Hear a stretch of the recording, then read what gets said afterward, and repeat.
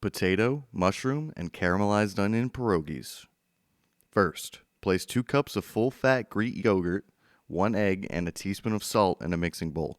Throw that whisk attachment on and mix on medium until combined. If you don't have a mixer, get some elbow grease and mix it by hand. Slowly add in 2 1/4 cup of all-purpose flour, mix until thoroughly combined. Throw that onto a well-floured surface and knead the flour in just until it stops fusing with your hands but is still quite tacky. Roll that into a ball, wrap it in plastic wrap, and let chill for 2 hours in the fridge.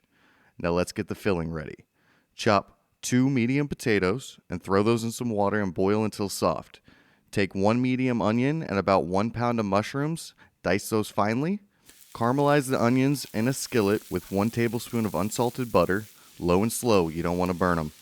Take them out, add another tablespoon of butter, and brown up those diced mushrooms to perfection.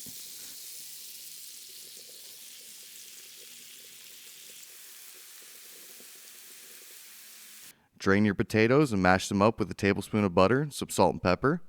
Mix all that up together to complete your filling.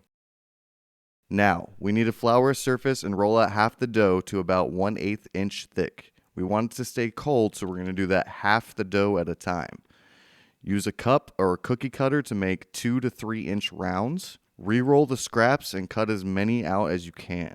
Now place a dollop of the filling in the center and fold the dough into a half moon, pinching the edges together tightly. Place those on a floured plate until you're ready to cook them. Now I fried mine, but you can also boil them for about 6 to 7 minutes. I put 2 tablespoons olive oil, 2 tablespoons butter, got that pan scorching hot. Cook them about 2 minutes per side on medium high.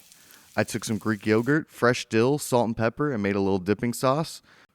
Now serve it up with some steamed veggies and enjoy.